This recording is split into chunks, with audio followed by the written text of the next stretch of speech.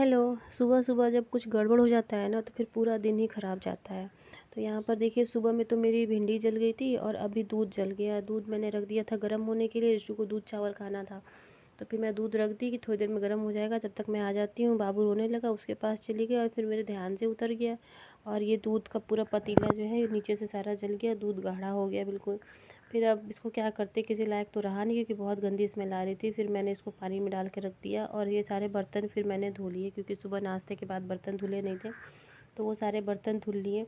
और यहाँ पर मैंने नाइटी ही पहनी हुई है क्योंकि बहुत गर्मी है यहाँ पे, हद से ज़्यादा। मतलब आप कुर्ती वगैरह सूट वूट में तो रह ही नहीं सकते, इतनी गर्मी लगती है। पता नहीं मौसम कब सही होगा, कब बारिश होगी। और बाबू है, उसको भी गर्मी से परेशान रहता है, तो हर समय बस नहाने को ही ढूंढता रहता है। बार बार अपनी बॉल ले लेगा और बाथरूम के सामने आके खड़ा हो जाएगा कि ले चलो नहलाने। तो यहाँ पर उसको भी नहलाना था, तो फिर मैंने उसे नहला दिया। और उसके बाल अभी बड़े बड़े हैं ना, तो इस वजह से थोड़ा उसे ज़्यादा गर्मी लगती है। तो अभी उसके बाल कट जाएंगे दिसंबर में, दिसंबर तक उसके बाल कट जाएंगे। जब पूजा होगी उसकी, तब मैं उसका मुंडन करवा दूँगी।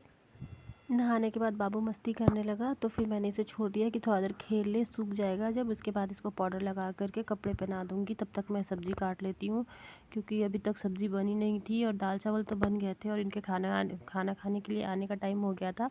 तो फिर मैंने जल्दी से ही करेले की भुजिया बना दी। लेकिन पता नहीं अभी करेले अच्छे नहीं आ रहे हैं कि क्यों, मतलब ज़्यादातर करेले इसमें ख़राब निकल गए थे। फिर मैंने जितने थे उतने की बना दी।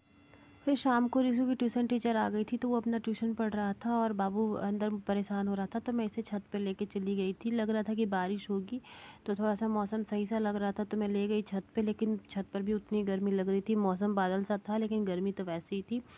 तो फिर मैं इसको यहाँ पर ले गई, थोड़ा देर ये खेला कूदा यहाँ वहाँ।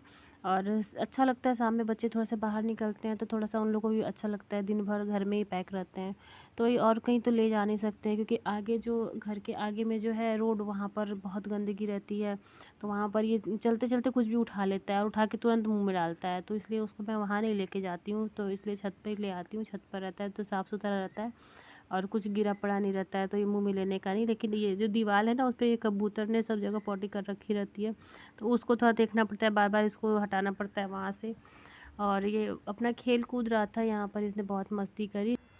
छत पर मकान मालकिन ने बहुत अच्छे से फूल लगा रखे हैं, तो यहाँ पर ये फूल खिले हुए थे। देखिए ये फूल बहुत सुंदर लगता है देखने में, और मेरा फेवरेट लेकिन ये सदाबहार है। और ये वाइट वाली जो ये फूल होते हैं ना, ये मेरा फेवरेट है क्योंकि ये हर समय खिल जाते हैं और मतलब कहीं भी इसको लगा दो ये पकड़ लेता है और अच्छी क्वांटिटी में खिलता है। तो मंदिर में पूजा वूजा करते टाइम चढ़ाने के लिए, मंदिर सजाने के लिए ये बहुत अच्छा होता है। तो मुझे ये मतलब ये बचपन से ये फूल दोनों मुझे बहुत पसंद है। और फिर शाम को फिर हम यहाँ फिर खेलने के बाद छत से हम इसको नीचे लेकर के आए हैं, तो यहाँ पर नीचे ये खेल रहा था। और ये दूसरे दिन फिर सुबह का है, आलू ख़त्म हो रहा था, तो फिर जो था आलू उसी का मैंने काट के भुजिया बना दिया कि सुबह नाश्ते में हो जाएगा। और आज रोटी खाने का मन नहीं था, तो पराठा बना दिया था मैंने। फिर यहाँ पे आटा लगा के रख दिया था मैंने कि पराठा बना दूँगी बाद में। तब तक ये बर्तन थे थोड़े से सिंक में पड़े हुए, वो धुल लेती हूँ। तो ये सारे बर्तन फिर मैंने धो लिए। और ये कल जो दूध जला था उसका पतीला था, तो उसको फिर मैंने खुरच खुरच करके बहुत मुश्किल से साफ़ किया। तो ये साफ़ तो हो गया है अच्छे से। और यहाँ पर फिर आज मुझे रोटी खाने का मन नहीं था, तो मैंने फिर अपने लिए पराठा बनाया। और तब तक बाबू भी सो के उठ गया था। आवाज़ आ रही थी हल्की हल्की सी, मैं किचन में काम कर रही थी, तो फिर मैंने चुपके से देखा तो ये उठ के अपना खेल रहा था। तो फिर मैं गई नहीं कि पहले इसको दूध बना करके दे देती हूँ और इसके लिए खिचड़ी रख देती हूँ। तो फिर उसके बाद उसके पास जाऊँगी, दूध पीता रहेगा, तब तक खिचड़ी भी इसकी बन जाएगी। तो फिर वही मैंने खिचड़ी इसकी बनने के लिए रख दी थी और फिर अपने लिए भी नाश्ता लगा दिया उसको दूध पिलाने के बाद। तो यहाँ पर मैंने पराठा बनाया था और फिर एक रोटी बना दी थी क्योंकि पराठा बनाते हुए मैं थक गई थी। तो फिर मैंने सोचा कि चलो रोटी बना देती हूँ, अगर और खाने का मन करेगा तो ये हो जाएगा। तो फिर मैंने वही रोटी बना करके रख दिया। और आज मिक्सर बहुत गंदा हो रहा था क्योंकि चटनी इस पर इन्होंने एक दिन पीस दी थी, वो सारा चटनी गिर के पूरे मिक्सर पर फैल गया था और दीवार पर भी। तो आज किचन की थोड़ी साफ़ सफाई करनी पड़ेगी। किचन काफ़ी गंदा हो रहा है, सब सामान तगड़ बगड़ हो गया है यहाँ वहाँ। तो आज मैं उसी की सब साफ़ सफाई करूँगी क्योंकि रोज़ रोज़ हो नहीं पाता। और ये मिक्सर भी गंदा हो रहा था, तो इसको भी धुलना, इस पर चटनी लग गई थी। और ये सुनिए बारिश की मीठी मीठी आवाज़, मतलब इसकी आवाज़ सुनने के लिए कान तरस गए थे मेरे।